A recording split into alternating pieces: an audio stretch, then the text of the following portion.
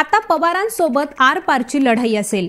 आतापर्यंत चांगुलपणा पाहिला, आता आक्रमकपणा बघा असं म्हणत 2019ला भाजपमध्ये प्रवेश केल्यानंतर हर्षवर्धन पाटील यांनी पवार कुटुंबियांविरुद्ध उघड शड्डू ठोकला। त्यावेळीपर्यंत छुपा असलेला संघर्ष आता उघड आणि आरपार होणार असल्याचा तो इशारा होता। तर याच इशाऱ्याच्या 5 वर्षांनंतर पुन्हा एकदा पवार आणि पाटील घराण्यातील वाद चर्चेत आलाय। तर अजितदादांनी 3 वेळेस आमच्या पाठीत खंजीर खुपसलाय हे अंकिता पाटील यांचं वक्तव्य या चर्चांना आता कारणीभूत ठरलंय। तर लोकसभा आणि विधानसभा निवडणुकीत इंदापूरचे पाटील आणि बारामतीचे पवार या 2 कुटुंबांमधील हार्डवेअर हा कायम चर्चेचा विषय ठरतो। हर्षवर्धन पाटील यांनी काँग्रेस सोडत भाजपमध्ये प्रवेश केल्यानंतर हा वाद उघडपणे चर्चेत येऊ लागला। मात्र आता या वादाला 5 ते 10 वर्षांचा नाही तर जवळपास 40 वर्षांचा इतिहास आहे। माजी खासदार शंकरराव पाटील विरुद्ध शरद पवार, हर्षवर्धन पाटील विरुद्ध अजित पवार आणि आता अंकिता पाटील विरुद्ध अजित पवार अशा 3 पिढ्यांपर्यंत या वादाचं मूळ सापडतं।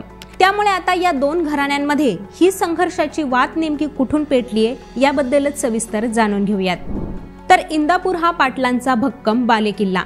1952, 1957, 62, 67, 72 आणि 1978 अशी तब्बल 6 वेळा शंकरराव पाटील यांनी विधानसभा गाठली आहे। तर सलग निवडणुका जिंकत एका बाजूला शंकरराव पाटील हे इंदापूरमधून महाराष्ट्राचा नेता म्हणून मान्यता मिळवत होते, त्याच वेळी त्यांच्या शेजारच्या मतदारसंघात शरद पवार नावाच्या नेत्याचा उदय होत होता।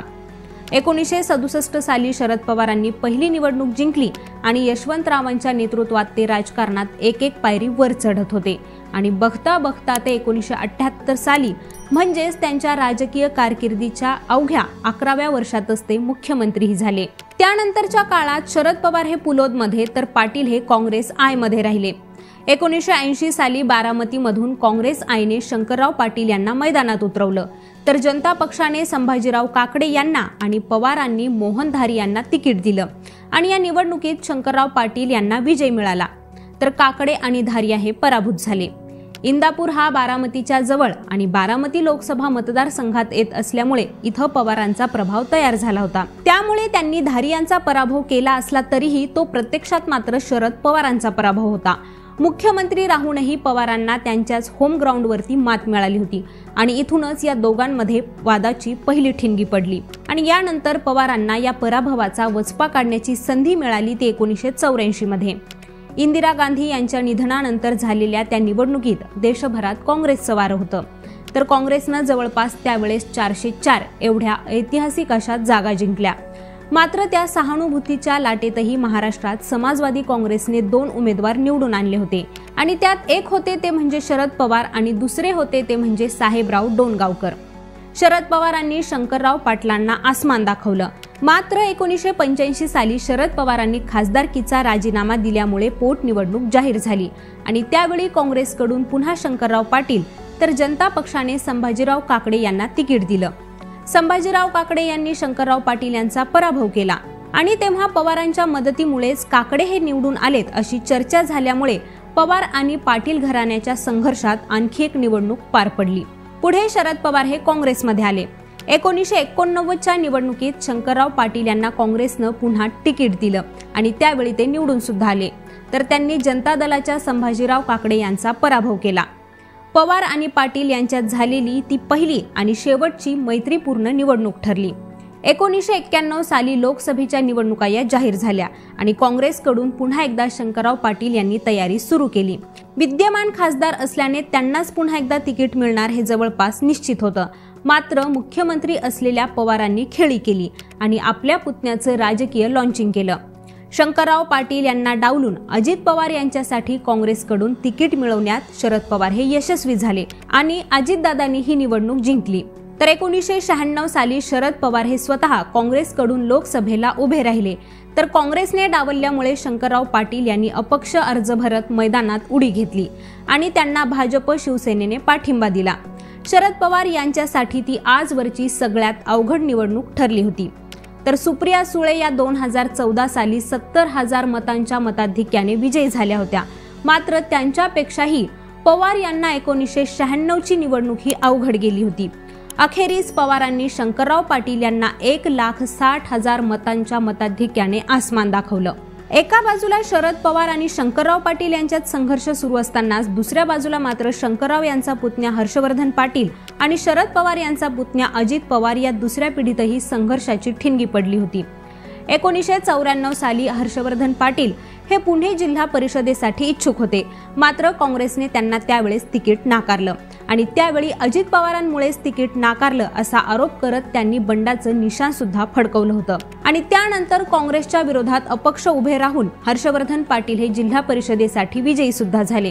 त्यानंतर 1995 साली हर्षवर्धन पाटील हे इंदापूरमधून विधानसभा निवडणुकीसाठी इच्छुक होते, मात्र तेव्हा सुद्धा काँग्रेसने तत्कालीन आमदार आणि धनगर समाजाचे नेते गणपतराव पाटील यांना तिकीट दिलं आणि तेव्हाही शरद पवार आणि अजित पवार याच काका पुतण्यामुळे आपलं तिकीट नाकारण्यात आलं असा आरोप करत पाटलांनी अपक्ष उडी घेतली आणि ते या निवडणुकीत विजयी झाले. त्यावेळी युती सरकारला पाठिंबा देत पाटील मंत्री सुद्धा झाले आणि त्यातून पवार काका पुतण्याच्या विरोधात पवारांना त्यांच्याच जिल्ह्यात आणि मतदारसंघात पर्याय उभा करण्याचा हा भाजप आणि शिवसेनेचा पहिला प्रयत्न होता. तर 1999च्या निवडणुकीत काँग्रेसच्या किसन नरुटे आणि राष्ट्रवादी काँग्रेसच्या मुरलीधर निंबाळकर यांच्यासोबत हर्षवर्धन पाटील यांचा सामना झाला आणि याही निवडणुकीत सलग दुसऱ्यांदा हर्षवर्धन पाटील हे अपक्ष आमदार झाले. त्यावेळी विलासरावांच्या नेतृत्वात आघाडी सरकार हे सत्तेत आलं होतं, मात्र त्या सरकारला 144 आमदारांचा पाठिंबा नसल्यामुळे आघाडीने अपक्षांचा पाठिंबा घेतला होता आणि त्यात हर्षवर्धन पाटील यांचाही त्यांना पाठिंबा मिळाला होता. याशिवाय विलासरावांचे निकटवर्तीय अशी त्यांची ओळख असल्याने त्यांची मंत्रिपदी सुद्धा वर्णी लागली. मात्र जशी त्यांनी मंत्रिपदाची शपथ घेतली तसं राष्ट्रवादी काँग्रेसने विलासरावांना जोरदार विरोध करायला सुरुवात केली आणि अगदी ते जर मंत्री झाले असतील तर आपण सरकारमधून बाहेर पडू अशी धमकी देण्यापर्यंत हा वाद गेला होता. त्यातूनच हर्षवर्धन पाटलांचा राजीनामा सुद्धा घेण्यात आला.